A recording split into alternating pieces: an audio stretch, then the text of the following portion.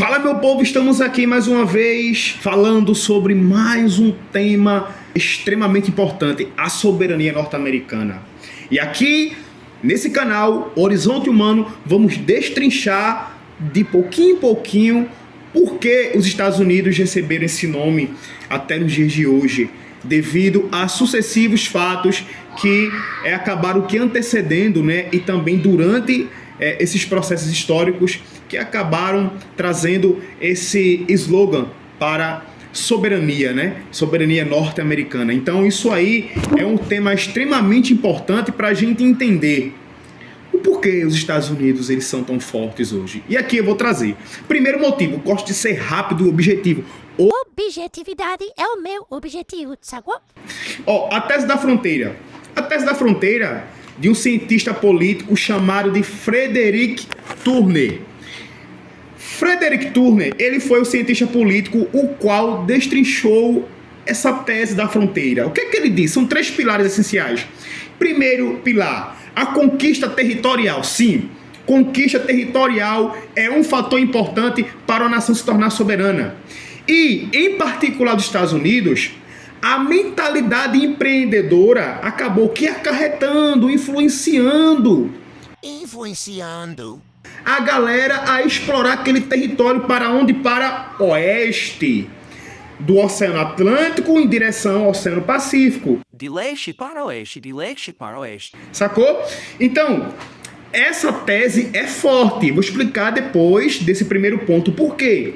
Segundo motivo, expansionismo e fortalecimento do mercado interno. Isso é importante também, porque eu tenho investimento, eu tenho capital e esse capital eu utilizo para fazer capitalização, que é a movimentação do recurso que eu tenho, tá certo?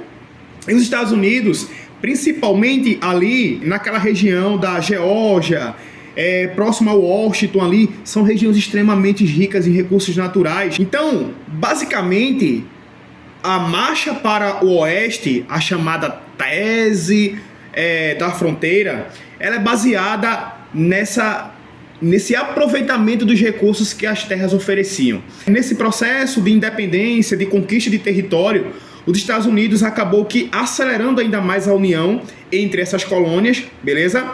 Entre pessoas que trabalhavam nas colônias do norte, produzindo, embora que o trabalho fosse livre, a diferença é que para as colônias do sul o trabalho era escravo, tá? Com latifundiários e uma sociedade mais hierarquizada, beleza? Depois isso teve um desfecho, culminando então para a junção entre essas colônias. Isso foi um fator decisivo, porque a mentalidade ela tem que ser una. Immanuel Kant disse que a mentalidade humana, a nação, ela é também composta, ela é também feita, ela é também construída através da união entre esses pensamentos. E isso foi um fator decisivo para o processo de expansão e soberania norte-americana. Lembrando que nós estamos falando aqui da tese da fronteira, beleza?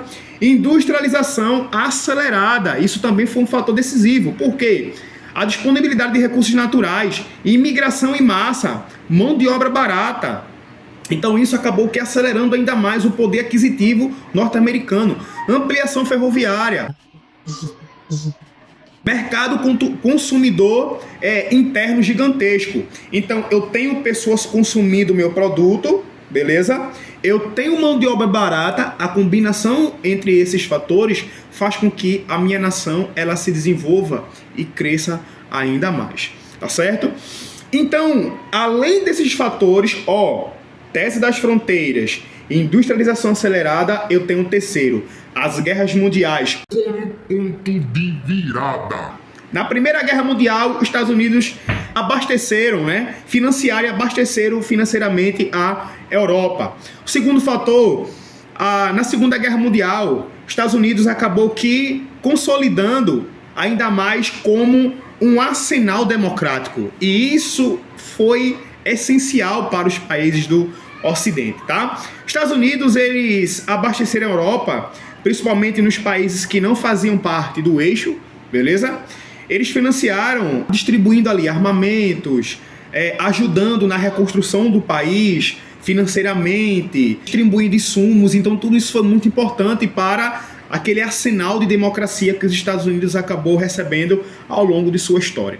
No processo histórico do século XX, a Europa desgastada, a Europa ela sendo consumida por esse grande conflito interno e externo, os Estados Unidos estavam com suas reservas financeiras, estavam com suas fronteiras conservadas, estavam guardadas, e isso foi um fator também decisivo, beleza? Além disso, eu tenho a criação de uma hegemonia global relacionada à criação de entidades financeiras. Por exemplo, a instituição do Fundo Monetário Internacional, que é um fundo movido para ajudar países que necessitam, para investimento em saneamento básico, relacionado à saúde e etc.